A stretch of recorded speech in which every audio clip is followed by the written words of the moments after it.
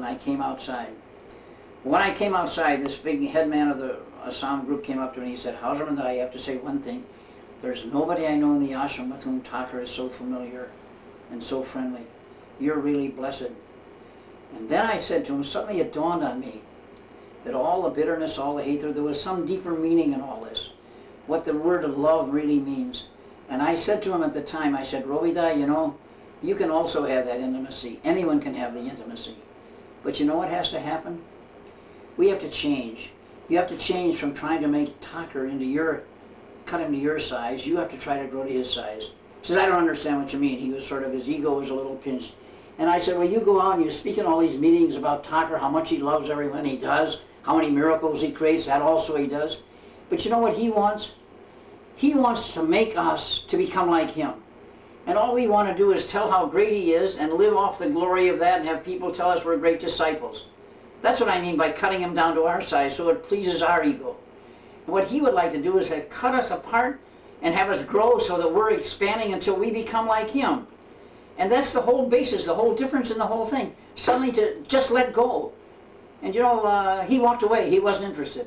Spence, my old friend, said sometime later, he said, sometimes I think you and Thakur have a private understanding.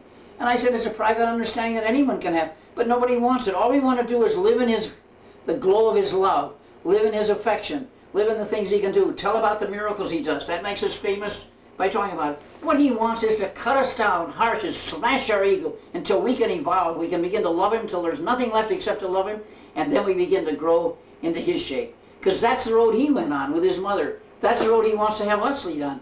That's the road he's trying to do with me, and he'll do with you, with anyone. Well, many people walked away from it.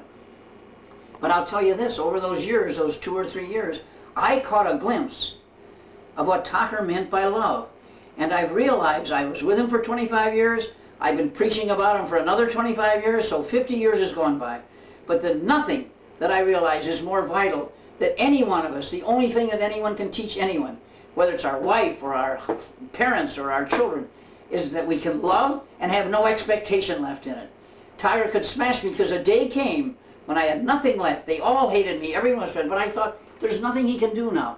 I love him. He can't take that away from me, man. No matter what he does, I can go on loving him. I don't have to depend on him to love him. I don't have to depend on anyone else to love him. I don't have to depend on money or food or prestige. I can love him because the capacity to love is mine out, and I can put it all for him. And you know what I realized? That was the key message of Thakur that I learned through this whole thing. That's the message of, I feel, the message of Thakur. And you know the beauty of it? It is also the message of Christ. Because he said the whole of the prophet, what is it? The whole of the prophets in the book is in that one phrase. Seek the Lord your God with all your mind and heart and strength. And then love the Lord your God with all your mind, heart and strength, and then your neighbor is yourself. That all we have to do is put everything we have into his hands. Everything. Don't worry about how much you get insulted unjustly. Don't worry about how much you get thrashed or kicked aside unjustly. Just go on loving him. And when you go on loving him, yourself becomes that, his. And when yourself becomes his, you see yourself in everyone. And so automatically you're going to love your neighbor yourself. That's not only the message of Christ, that was the message of Thakur. And if anything could come through in this ocean in the teacup, my dream, my prayer is that this message come through. That we're born, from the moment we're born, with that capacity to love without calculation. And if we can exercise it, unlock it, and direct it to the highest and noblest being we know, then we're going to grow into that highest and noblest being, but not without pain and anguish and getting insulted, getting thrashed, being isolated, being alone. But if we hang on through that, we're ultimately gaining that peace that passeth understanding. We're also going to gain whatever every religion, Jewish, Christian, Islam, Hindu, teaches, that we are made in the image of God and that our goal in life is to become God-like. Amen, brother, amen. Oh. Okay?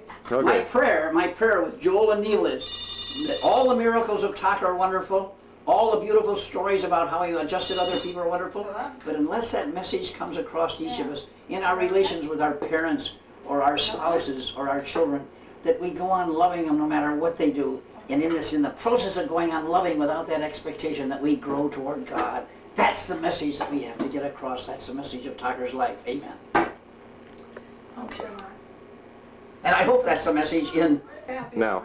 and I hope that that's the message of not only life, but I hope that's the message Thakur's blessing sits on Neil and Joel's brain, and it comes through with the people who play the parts in this. That it's a capacity to love within our hands, to love without any desires or expectations, and even if we get kicked around, we'll go on loving. And if that message gets across, so that we do that with our own families, our spouses, our children, then the message of Ocean and Teacup will be the message of the future for everyone. Amen.